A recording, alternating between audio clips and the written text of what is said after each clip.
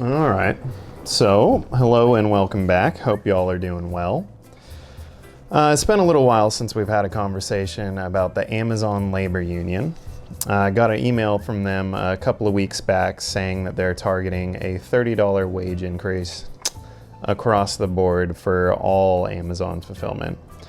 And that's definitely a cost of living increase or adjustment in 2026.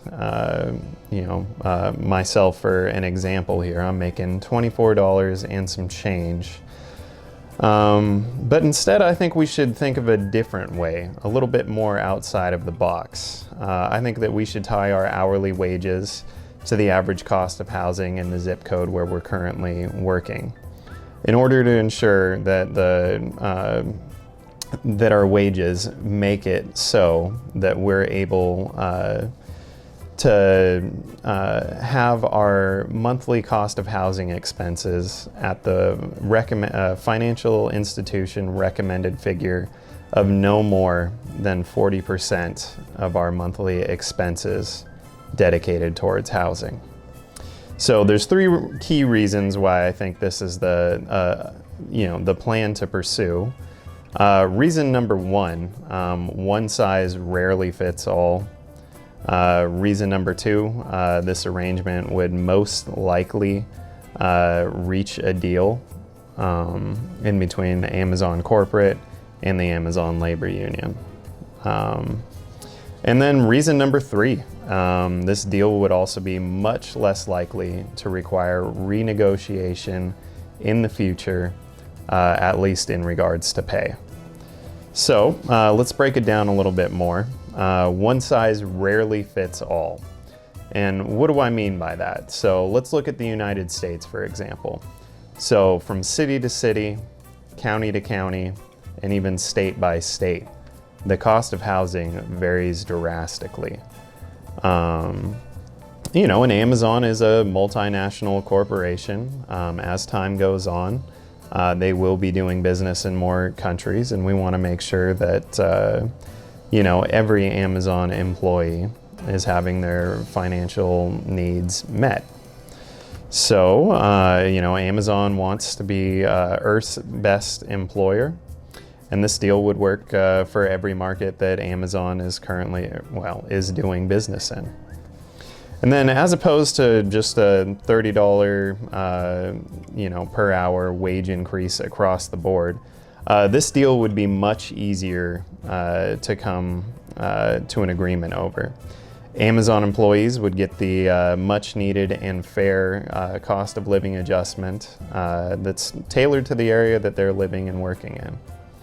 Amazon corporate could feel confident knowing that they will continue to be Earth's most customer-centric company without worrying about large portions of Amazon fulfillment living paycheck to paycheck, potentially striking during peak season or, in, one of the Prime days, which, neither party wants. And, I should take a moment to share, a key theme from last week's My Voice forum at the, location that I'm currently working in. So several employees were, voicing their concerns and, even potential fixes, in regards to the tape dispensers in the pack department not actually dispensing tape with the right stickiness to hold customers' packages together, which is a outside vendor fix. It's not something that can be done in-house, but long story short, they were worried about it not being the best delivery for the customer possible, and not to mention the fair frustration with the equipment not functioning correctly, having to use multiple employees, multiple different steps to complete a project that should just be done right, the first time. Wasting time and, doing multiple retape jobs. So, it's always day one in the fulfillment center, just like, at corporate. Our team wants the same thing that yours does. Just, our paychecks is not keeping pace in 2026. So, the third reason, let's break that down. This arrangement would most likely not need renegotiation in the future, regarding compensation at least. Provided the much needed cost of living adjustment for now and into the future. For anyone over in Amazon corporate with decision-making power, this part's for you. Maybe you haven't been to the grocery store or the gas station yourself in a decent while. So, yet again, let's use myself as an example. Yesterday, I went to the grocery store, ended up spending $60 on a week's worth of supplies for a single meal. I bought ground beef, I bought a packet of noodles, I bought, pasta sauce, I got some peas, and I got eggs and hash browns. So that's 7 things. Came out to $60 for something that'll feed me for a week. And after I left the grocery store, stopped at the gas station to fill up half of a tank on a Toyota Camry, a relatively fuel-effective vehicle, which I solely used, that half of tank commuting the 30 miles to and from work. And that half a tank ended up being $50. So, that's $110 a week right there. $440 on the month, just off of those 2 expenses, let alone the myriad of other, standard requirements for, expenses in 2026 for, the cost of living. So, I did a cost, the average cost of living video about a year ago. If you are someone in Amazon corporate with decision-making power, it would mean a lot if you went and actually checked that one out when you're done with this video. And I hope you take the time to check that video out after this one.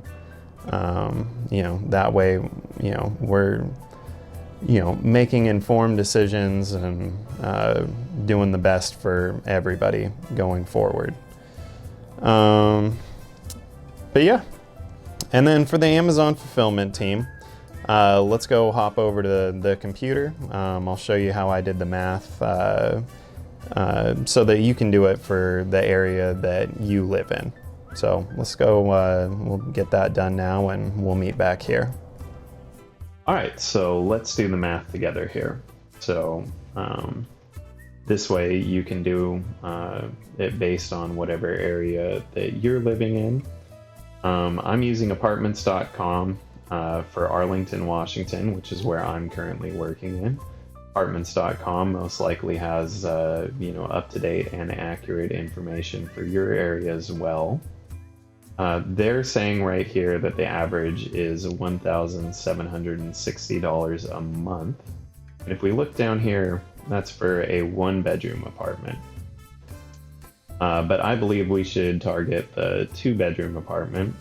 It would work better for everyone in general, whether or not it's a family or if you have a roommate. But yeah, and it's also kind of the middle ground here. So we're going to go for the 2-bedroom figure, which is, let's get our calculator ready. It is $2,051 a month.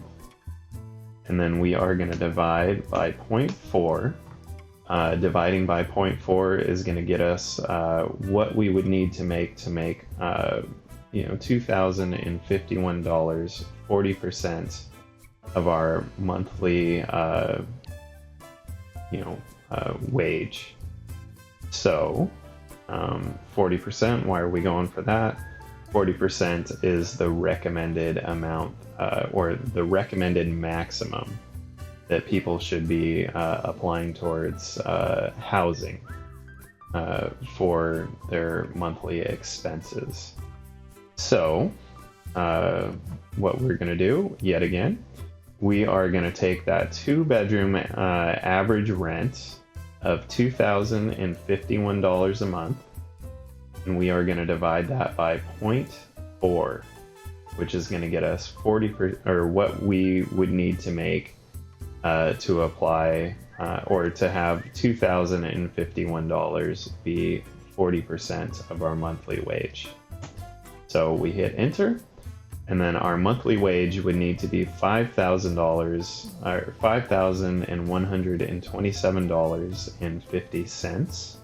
And let's get that in a weekly figure. So we're going to divide that by 4 weeks in a month, which gets us $1,281.88. And we're always going to round up. So now if we want to find out what our hourly wage would need to be able to have rent as 40% of our monthly expenses, we are going to divide our weekly total, which is right here, that last number that we just got. And now we're going to divide that by 40 hours in a standard work week. So that would get us to $32.05. So that's how you do the math, and that's how you can apply that to the area that you're currently working. All right, so yeah, that is the math. Let me know if that floats your boat. Do you think that,